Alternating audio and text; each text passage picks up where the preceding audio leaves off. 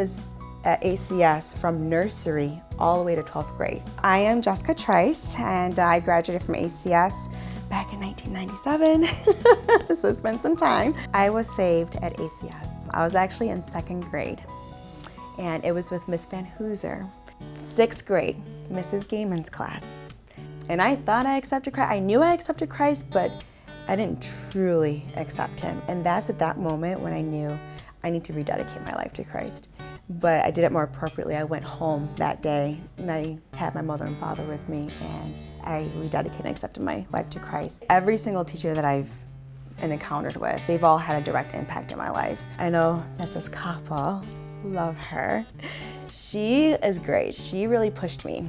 And I really took that a lot too when it came to my sports, because I played ACS volleyball, softball, I was in the pom squad, and just really took that. And it was funny because I was like, you know what, I think I'm going to be a runner, because she held cross country.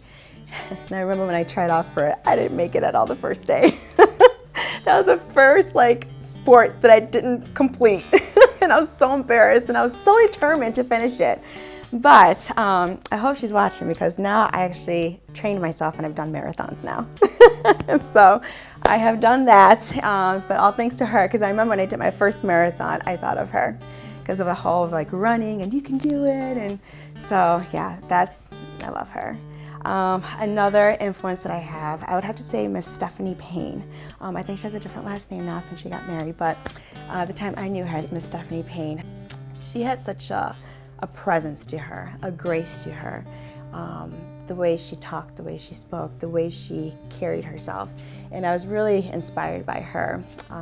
And one of the things that she saw in me was my leadership and capabilities. And that's where I really started to become the captain of my pom squad. And I was like, I didn't think I would have that capability, but she said, I want you to be the captain. I have such fond memories of Jessica in PE class. I had her for quite a while in class. She was always the first one in line, dressed with those white socks on and her uniform, ready to go.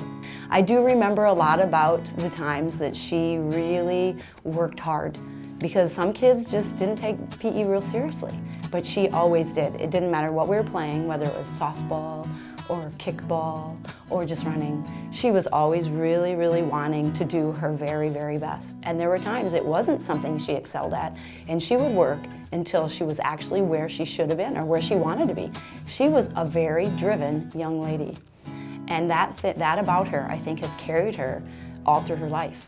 I had the privilege of teaching Jessica when she was in junior high, but I got closer to Jessica when she was a high school student. She was a part of the pom squad. Being a part of the squad, when I could see that she had such a sweet and open spirit, it was easy for me to help push her just a little bit more out of what was comfortable for her.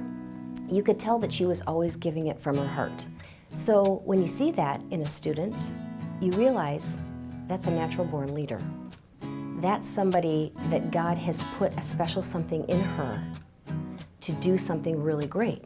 I remember a special time in the auditorium at Blackhawk when Jessica Trice, a former student here, came up onto the platform. A teacher had asked her to come up and demonstrate her karate skills or whatever kind of skills she had. And she said, "Are you really sure?" He said, "Yeah, you can't do anything to me." About a second and a half later, Mr. Sampson was flat on his back on the floor, and the place went up for grabs. That was one of the great, hilarious moments that we had. I feel like God has created me back when I was just a child, because obviously I didn't know what my gifts were yet. I didn't know how God wanted to use me. I was around 9, 10 years old, and I had a cat. His name was Percy. He wasn't acting right. He was walking very slow. So we took him to the veterinarian. That was my baby, my cat. And I was just like, if anything happens to him, there's no way. I was so amazed in how the veterinarians took care of him. He was at the hospital for days and they saved his life. And that feeling that I had was like going from thinking that my cat was gonna die to it's gonna survive. I will never forget that feeling. I still know that feeling today. And that's when I felt God spoke to me. This is what you're meant to do. In high school, I went ahead and did some internships. One of the doctors who I was so inspired by, because she was very quick with her surgeries, I was like, oh, I want to be her. And she told me one day, she's like, I need vet sponges, or like gauzes basically, because she was in the middle of a surgery. I had no idea what that was, so I took it to her, I opened it up and handed it to her. And she's like, what are you doing? They're supposed to be sterile. Okay, again, I had no idea. I was like, I'm so sorry. I was like, okay, I'll grab another pack, and I gave it to her. Well, she went out of her way later on that day and told me, you're never gonna make it as a vet. Another time, around that time period, again, I was in high school, I worked for another place, and I was a kennel assistant, just kind of helping out. And I was there just for a short period of time, and I wasn't quite grasping everything quickly now because I didn't really have someone to mentor me. I was just kind of thrown in there. And about a month went by, and the owner of the hospital came out to me and says, you know, you're a great girl, you're very nice, but I need someone quicker and faster. I was fired. After high school, I went ahead and went to school to Wabansie Community College.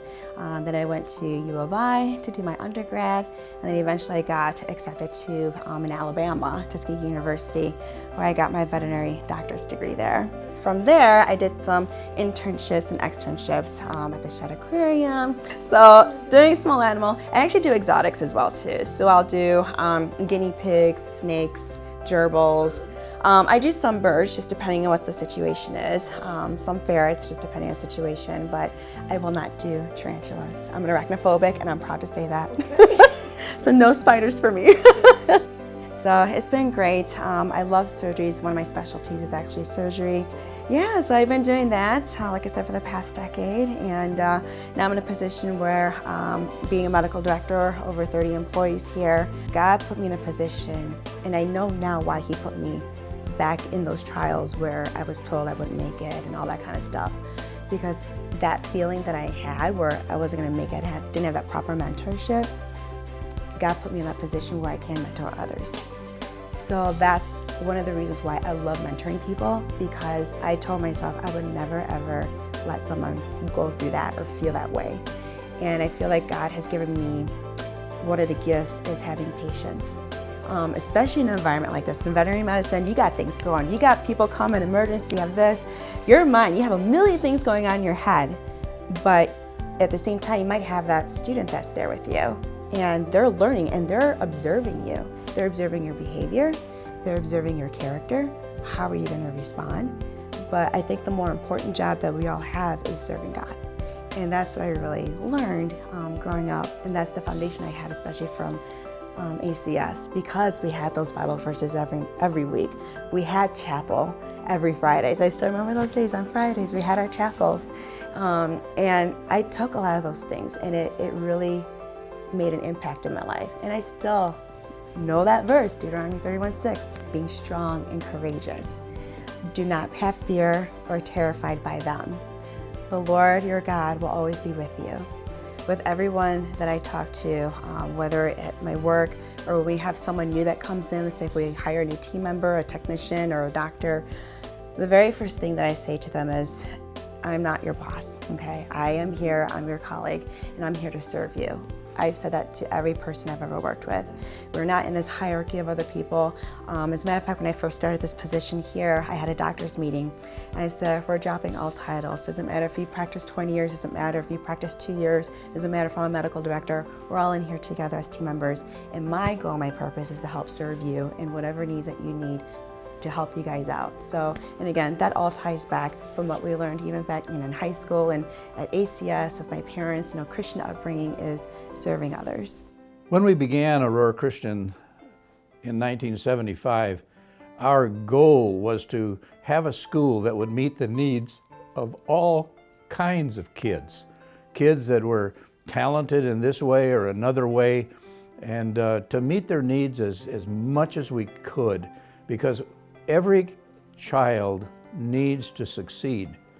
And our purpose here is to meet the needs of all that we can.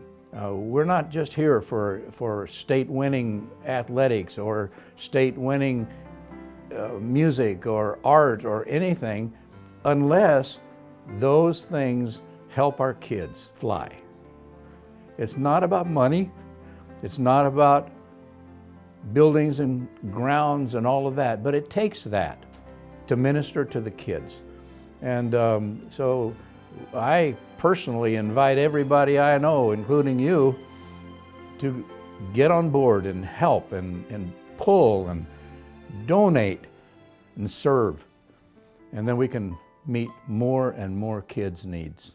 One of the three foundations of the school is service. And we believe that everybody can do something. And God has given all of us some kind of a talent, and so we try to find ways to help our kids use or develop those talents. And then something happens inside the kids. They say, I can, instead of, what am I worth? The thing is, there are so many stories. And I'm a storyteller. We could be here all day, but that's not what it's about, you know. The school's about the kids. That's what it's about. I want to be a police officer when I grow up. I want to be a doctor. I want to be a mail deliverer. I want to be a helicopter pilot. I want to be a teacher when I grow up.